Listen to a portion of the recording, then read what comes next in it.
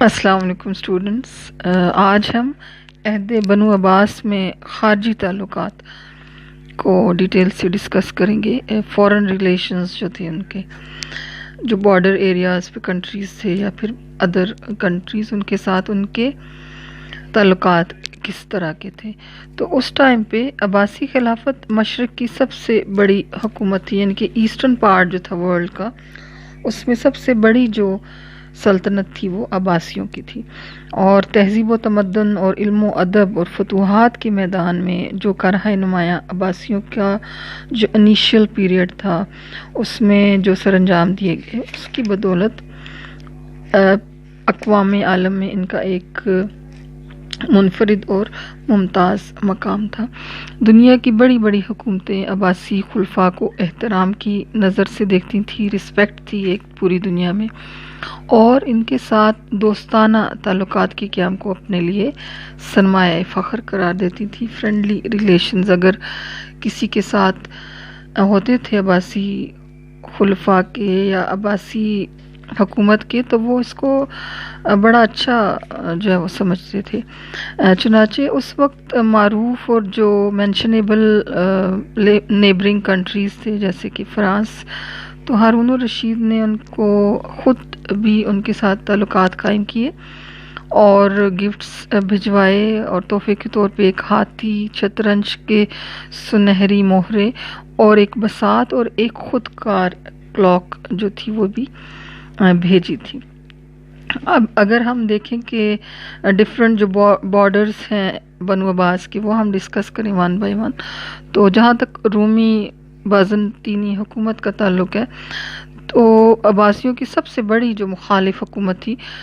قسطنطنیہ کی، یہ عیسائی حکومت تھی۔ رومی سلطنت جو ہے وہ سٹارٹ سے ہی اسلامی مملکت کے ساتھ اناد اور دشمنی کی پالیسی اپنائے ہوئے تھی، اور بنو امیہ کے عہد حکومت کے دوران رومیوں اور امویوں کی اسلامی حکومت کے درمیان بہت زیادہ جنگیں بھی ہوتی رہیں، اور ان کی ڈیٹیلز آپ نے جب فرسٹ ایئر کا سلیبس پڑھا تھا تاریخ اسلام کا، بنو امیہ کا جو پیریڈ تھا، تو اس میں آلریڈی آپ پڑھ چکے ہیں۔ رومی اپنی ساری فوجی قوت کے باوجود بنو امیہ کے حکمرانوں سے پٹتے اور مار کھاتے رہے، ان کو شکست ہوتی رہی، اور جزائر قبرص اور روڈز وغیرہ جو تھے اس پہ مسلمانوں نے قبضہ بھی کیا، اور بحیرہ روم پر اسلامی بحریہ کو پوری گرفت حاصل تھی۔ اب جب خلافت بنو عباس کا پیریڈ شروع ہوتا ہے، تو تب بھی انہوں نے اپنی یہ جو جارحانہ روش تھی وہ اس کو کنٹینیو رکھا، جاری رکھا، اور ایشیائی کوچک میں دونوں سلطنتوں کی جو وہاں پہ ان کے بارڈرز جہاں پہ ملتے تھے، اس ٹائم پہ جب انہوں نے ٹیک اوور کی گورنمنٹ بنو عباس نے، تو پہلا جو خلیفہ تھا ابو العباس الصفا، اس کو چونکہ بہت ساری مشکلات کا سامنا تھا، تو اس سے فائدہ اٹھاتے ہوئے اسلامی سرحدی ایریاز پہ انہوں نے ریڈز کیے، اٹیکس کیے، اور بہت سارے امپورٹنٹ جو سٹیز تھے جس طرح کہ ملیتا کا شہر یا بہت سارے اور شہر، ان پہ قبضہ کر لیا۔ ابو العباس الصفا نے اپنی مجبوریوں کی وجہ سے رومیوں کے خلاف صلح جوئی کی پالیسی اختیار کی اور جوابی حملے سے گریز کیا، اور اپنی جو آرمی تھی اس کو بارڈرز پہ ڈپلائیڈ رکھا، اور ڈیفینسو پالیسی اختیار کی کہ وہ اٹیک کرتے تھے تو اپنا ڈیفینس کرتے تھے، لیکن خود سے کبھی اٹیک نہیں کیا۔ لیکن بہرحال یہ تھا کہ رومیوں نے اس کام میں پہل کی تھی عباسی حکومت کے خلاف، یہ جو معاندانہ روش تھی۔ جو سیکنڈ کیلف ہے ابو جعفر منصور، اس کے پیریڈ میں اگین رومنز نے اسلامک بارڈرز پہ اٹیک کیا،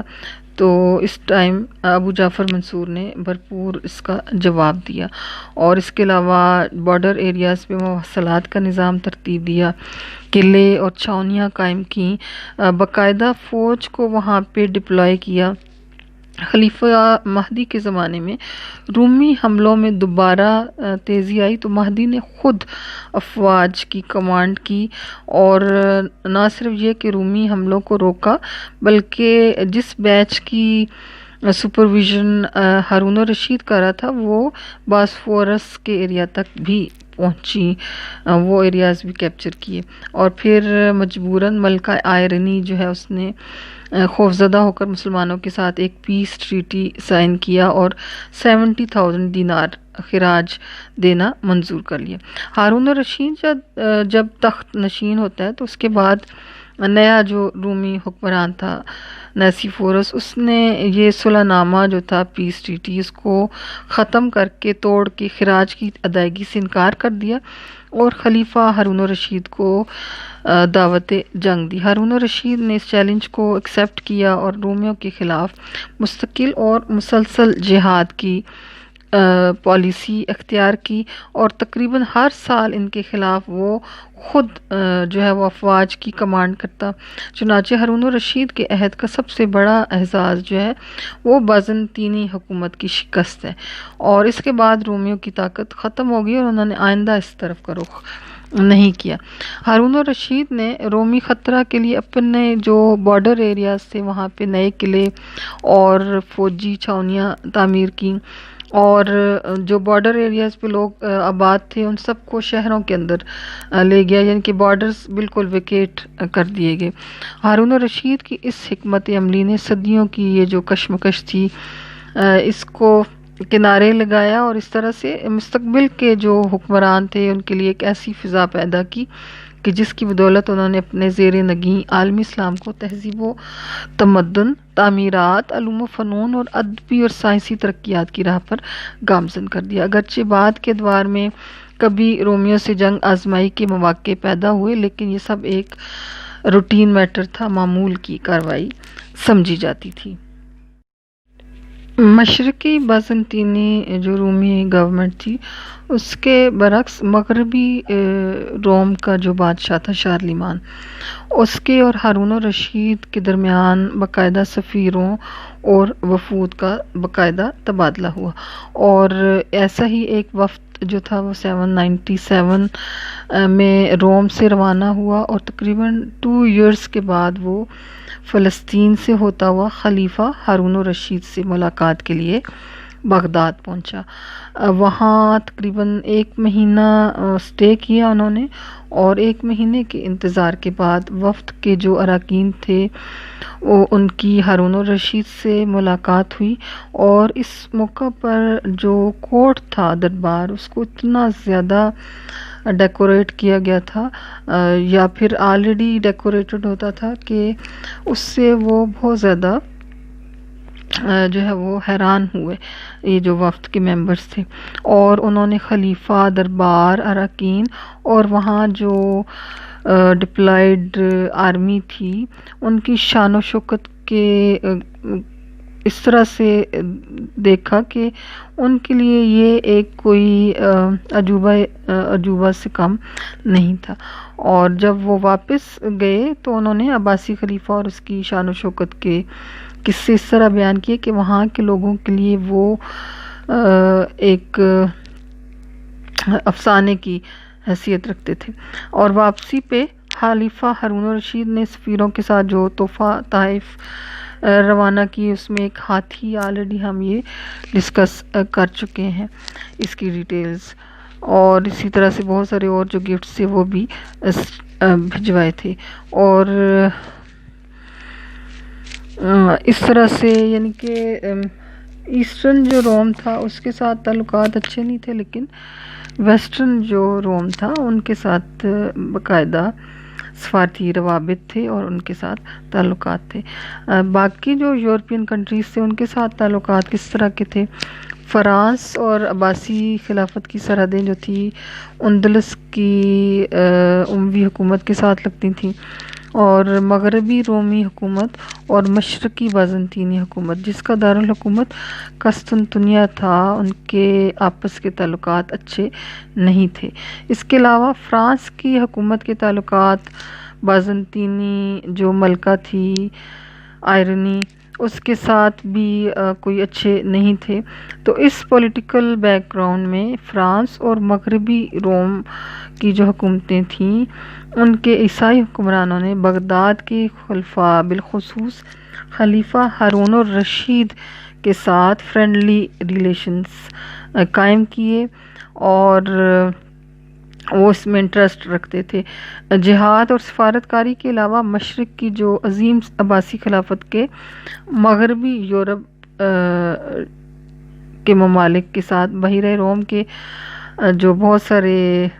آئس لینڈ تھے، جیسے سسلی ہے، کریٹ اور قبرص، جو کہ عباسیوں کے انڈر تھے، یورپ کے ساتھ ذرائع رسول رسائل کے اہم مراکز سمجھے جاتے تھے، اور قسطنطنیہ میں عباسی تاجروں کے تجارتی مراکز قائم ہو چکے تھے۔ شمالی یورپ کے ملکوں سے ملنے والے جو شواہد ہیں، جیسے وہاں سے کوائنز ملے ہیں، تو اس سے وہ بھی اس بات کی تائید کرتے ہیں کہ جرمنی اور بلغاریہ کے علاوہ اسکنڈینیویا کے جو ممالک تھے اور فن لینڈ تک مسلمان تاجروں کی آمد و رفت تھی، اور یہ تاجر نہ صرف عباسی خلافت کو یورپ میں متعارف کرانے کا سبب تھے، بلکہ اسلامی تہذیب و تمدن کو یورپ تک پہنچانے میں بھی ان کا بہت بڑا رول ہے۔ اور یونان، جرمنی اور انگلستان کے ساتھ کسی قسم کے سفارتی تعلقات کا کوئی ایویڈنس نہیں ملتا۔ اس کی وجہ یہ بھی ہو سکتی ہے کہ اس زمانے میں کیونکہ مینز آف ٹرانسپورٹیشن جو تھے وہ اتنے زیادہ فاسٹ نہیں تھے یا اویلیبل نہیں تھے، تو ان ایریاز کے ساتھ کوئی ہمیں ایویڈنس نہیں ملتا کہ ان علاقوں کے ساتھ ان کے تعلقات تھے یا کس طرح کے تھے، اگر تھے تو۔ چائنا کے ساتھ جہاں تک تعلقات کا معاملہ ہے، تو شروع میں چونکہ جو فرسٹ عباسائڈ کیلف تھا عبداللہ الصفا، اس کے عہد میں چونکہ اندرونی مشکلات بہت زیادہ تھیں، تو چائنا نے خلافت عباسیہ کی جو ترکی کے ساتھ جو بارڈرز لگتے تھے، وہاں کے مقامی حکمرانوں کی آپس میں بھی جب کلش چل رہی تھی، تو اس سے فائدہ اٹھاتے ہوئے اپنے اثر و رسوخ کو بڑھایا اور اس کے لیے پیش رفت کی، لیکن صفا نے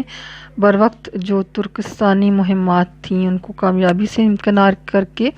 یہ جو چینی خطرہ تھا اس کو ہمیشہ کے لیے سد باب کر دیا۔ اس کے بعد چائنی جو گورنمنٹ تھی اس نے خلافت بغداد سے صلح جوئی کی حکمت عملی اپنائی، اور اسلامی حدود مملکت میں دخل اندازی کی بجائے دونوں مملکتوں کے درمیان فرینڈلی ریلیشنز قائم کرنے کی کوشش کی، اور بعض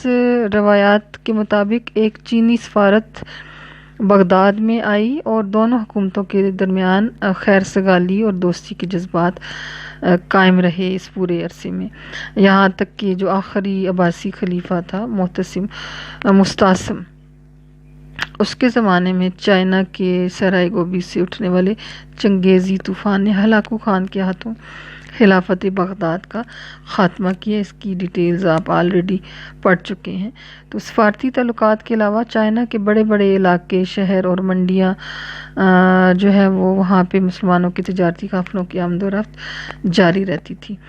اندلس کی اموی حکومت کے ساتھ کس طرح کے تعلقات تھے؟ تو اندلس میں ان دنوں عبد الرحمن اموی کی حکومت قائم ہو چکی تھی۔ عباسیوں نے اپنے عہد حکومت کے ابتدائی ایام میں اندلس کی فتح کے لیے لشکر روانہ کیا، لیکن عبد الرحمن نے انہیں جو ہے وہ شکست دی اور ان کے قائد کا سر کاٹ کر عباسی خلیفہ کے پاس پہنچا دیا۔ اس شکست کے بعد عباسیوں نے دوبارہ اندلس کی تسخیر کے لیے کوئی کوشش نہ کی۔ افریقہ کی آزاد خود مختار ریاستوں کے خلاف عباسی حکمران جارحانہ روش اختیار کرنے کی بجائے ان کے ساتھ فرینڈلی ریلیشنز قائم کرنے پہ مجبور تھے۔ ان کی اس حکمت عملی کی بنیادی وجہ یہ تھی، بیسک جو ریزن تھی وہ یہ تھی کہ وہ اپنی سرحدیں براہ راست افریقہ تک وسیع کرنے کی بجائے جو انڈیپینڈنٹ ادریسی حکومت کو اندلس کے امویوں اور اپنے درمیان بطور بفر سٹیٹ قائم رکھنا چاہتے تھے، تاکہ وہ براہ راست امویوں کے جارحانہ عزائم کا نشانہ بننے سے محفوظ رہیں۔ تو اس ٹائم پہ برِ صغیر میں قائم جو ہندو حکومتیں تھیں وہ باقی کنٹریز کے ساتھ تعلقات کو زیادہ پسند نہیں کرتی تھیں اور ان کے نیبرنگ کنٹریز کے ساتھ تعلقات کشیدہ ہی رہتے تھے۔ سلطان محمود غزنوی کا جو حملوں کا سلسلہ ہے وہ بھی اسی کشیدگی کا نتیجہ تھا۔ سلطان محمود غزنوی نے اہم ہندو راجاؤں کو شکست دے کر ان سے خراج وصول کیا اور پنجاب کو اپنی مملکت کا حصہ بنایا، تو گویا غزنوی برصغیر کے مرکزی حصوں میں پہلے مسلمان حکمران تھے۔ غزنویوں کے عباسی خلافت بغداد کے ساتھ بہت جو ہے وہ فرینڈلی ریلیشنز تھے، خوشگوار تعلقات تھے، اور محمود غزنوی کو دربار خلافت سے یمین الدولہ کا ٹائٹل بھی ملا تھا۔ اس کے بعد محمد غوری جو ہے اس نے سینٹرل ایریاز جو تھے جب ان کو کانکر کیا تو یہاں ترک سلاطین کی گورنمنٹ فارم ہوئی، جنہیں ہم خاندان غلامہ کے نام سے جانتے ہیں۔ اس ٹائم پہ سلطان شمس الدین التمش نے دربار خلافت سے سند حکومت حاصل کی اور اپنی جو گورنمنٹ تھی اس کو لیجیٹمائز کیا، قانونی جواز دیا۔ پھر سلطان غیاث الدین تغلق کا جو پیریڈ تھا اس میں ایک متاثر عباسی شہزادہ دلی آتا ہے، تو سلطان کہتے ہیں کہ اس نے شہر سے میلوں دور جا کر ننگے سر اور ننگے پاؤں اسے ویلکم کیا، کیونکہ ان کے ہاں عباسی جو کیلیفیٹ تھی، عباسی خلافت، اس کی بہت زیادہ رسپیکٹ کی جاتی تھی، بہت زیادہ عزت کی جاتی تھی۔ اور ہندو پاکستان کے مسلمان حکمران اگرچہ مذہبی اور سیاسی نقطہ نظر سے عباسی خلافت کی وفاداری کا دھم بھرتے تھے، لیکن وہ تمام معاملات میں پوری طرح آزاد اور خود مختار تھے۔ مینس کہ ایک ریلیجیس جو بانڈنگ تھی وہ موجود تھی، لیکن ویسے وہ انڈیپینڈنٹ اپنے تمام معاملات جو تھے وہ دیکھتے تھے۔ ہندوستان کی حکومتوں کے ساتھ عباسیوں کے قریبی تعلقات کے سبب ان علاقوں کے بڑے بڑے شہر اور تجارتی منڈیوں تک مسلمانوں کو رسائی حاصل تھی۔ بحر ہند کے ذریعے ملائیشیا جو کہ اور اس کے علاوہ موجودہ انڈونیشیا اور کوریا تک اسلامی بحریہ اور تاجروں کی رسائی تھی۔ ان علاقوں میں عباسی دور کے مسلمان تاجر نہ صرف کہ غیر رسمی اور غیر سرکاری نمائندے اور سفیر تھے، جو نہ صرف عباسی خلافت کو حکمرانوں میں متعارف کرواتے تھے، بلکہ اپنے قول و فعل سے یہاں کے عوام کو اسلام کا پیغام بھی پہنچاتے تھے۔ تو ان تمام ایریاز میں بھی عباسی جو خلافت تھی یا اسلامی ریاست، ان کی رسائی حاصل تھی، اور ان کے ساتھ بھی فرینڈلی ریلیشنز جو تھے وہ سب کانٹیننٹ کے ان ایریاز کے ساتھ موجود تھے۔